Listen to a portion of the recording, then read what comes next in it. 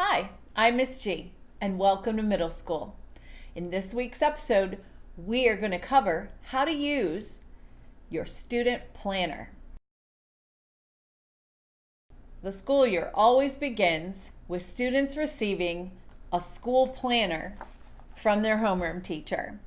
So let's talk about today how to use your student planner and make it work for you. The student planner always starts with a place to write your name and your schedule. Be careful. It's going to prompt you to put a lot of personal information in there.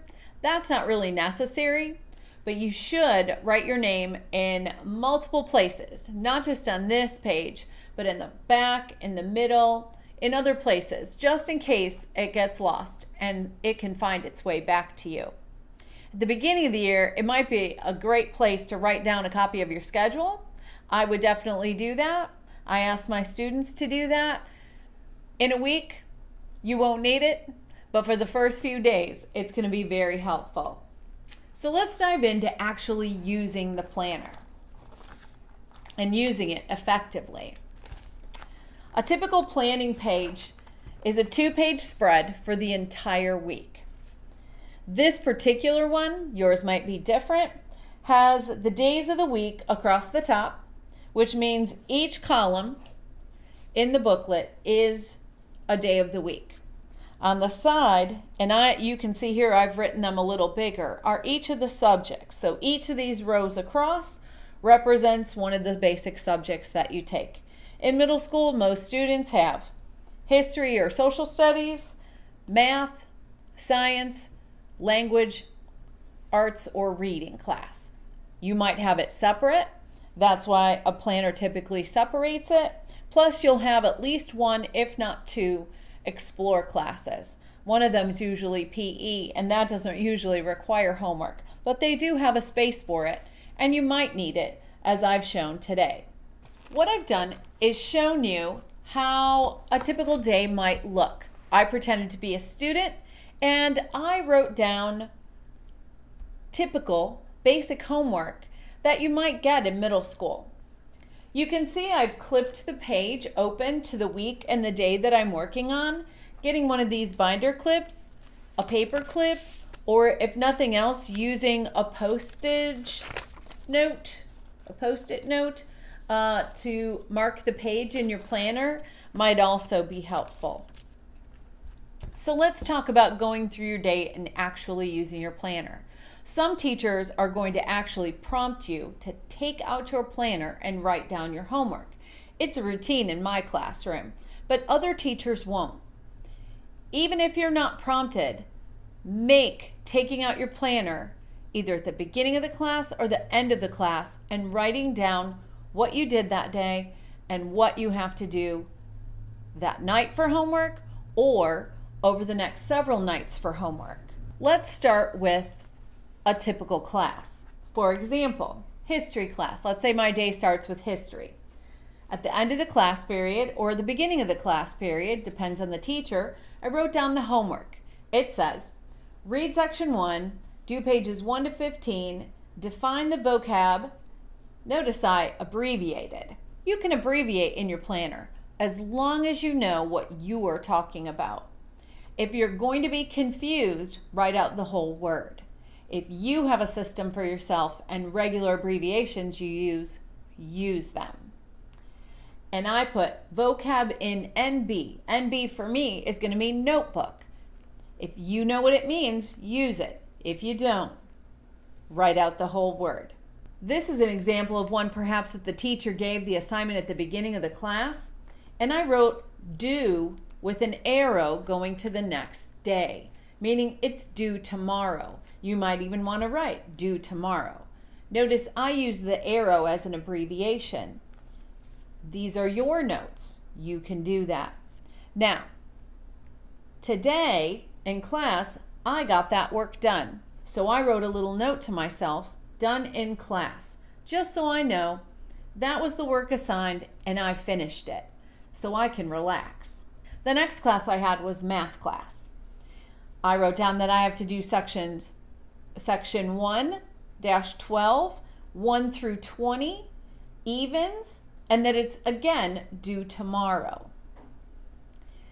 Science class, I wrote complete observation inference worksheet. And the teacher also noted that we're going to have a quiz on that on Friday. So I wrote that in. The first assignment, the first part of the assignment is due tomorrow. So I wrote that it's due tomorrow. My next class was reading. My assignment was to read for 20 minutes and complete a reading log. If that's your assignment every day, typically when you turn the page for a week, you might just write that in across all the way on a Monday. And then you don't have to fill it out every day. Because I have extra space and I got another assignment in that class, I went ahead and wrote that in, that I need to get a signature. It says syllabus signature due by Wednesday. Okay, due by Wednesday. And then activities, I wrote in, and this is for PE class. Our first day today, we didn't have to dress out, but tomorrow I do. So I wrote myself a note to bring my PE uniform, my shoes, some deodorant, and a comb tomorrow because we are dressing out for PE. Notice that I also wrote in, I'm in the robotics club, so I wrote down that I have robotics practice tomorrow in that column just to remind myself that I'm going to have other things going on. If you know that you have activities, you might write them in down here at the bottom or at the top on those particular days, because in a moment we're going to talk about what to do with this when you get home and planning your homework time and your evening at home. All right, so now I'm home and it's time to do homework. Before I actually do my homework, it's a good idea to start by taking out your planner and looking at all the different things you need to do and making a decision about what you're going to do first, what you're going to do later, how much time am I going to be spending on my homework. You might do that during your last period of the day, on the bus on the way home, or you might do it after your snack when you get home. So let's take a look. If you remember, my history homework, I already finished that at school, so I'm good on that. Math homework. Tonight, I've got 10 problems I need to do. Those are due tomorrow. I'm guessing that those problems are probably going to take me about a half hour. So I might make it a little note here, 30 minutes. I have a science worksheet I need to do. We started it in class. I've got about 2/3 left to go. I'm going to guess that's probably going to take me about 15 minutes just to go through and double check it. I also have a quiz Friday, so I might want to spend any extra time going over it for the quiz.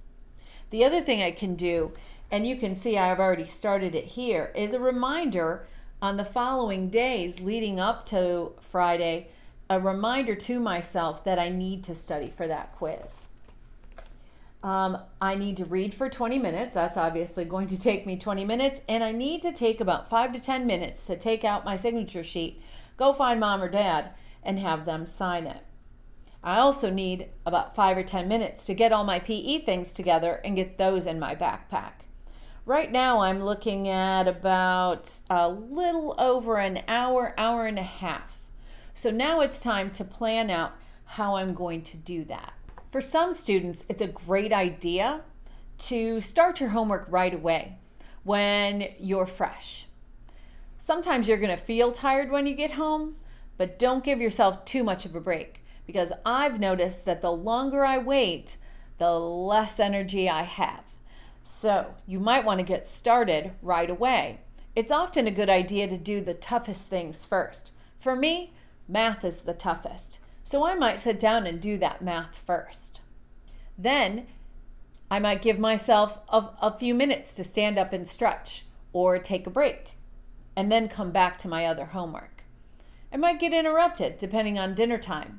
I might have to start my homework, go eat my dinner, help with the dishes, come back and finish later. Again, waiting to the last minute and waiting till 8 or 9 o'clock at night when it's almost bedtime is never a good idea. Try to get your work done right away. As you finish each task, you might write in your planner that it's done. You could cross it out, put a check mark, I wouldn't scribble it out because it's good for you to see what was there and what you had written, but it is good and it does feel good to check things off and cross them out as you finish. Using your planner is a great way to stay organized, keep you on track, and make sure that you get all of your work done. Homework is typically a part of your grade. Sometimes grades are weighted, and homework can be anywhere from 10 to 20 to 30% of your grade. So you do want to make sure that you get your homework done every night, and a planner helps you do that. Well, thanks for joining me today. I hope you learned a little bit about using your planner and staying on top of your work. Make sure that you like the video below if you liked it. Share it with a friend, maybe who's having trouble. Share it with your parents. Also, subscribe and ask any questions or make comments below. You never know, your question or comment could lead to our next video. Thanks so much. Take care.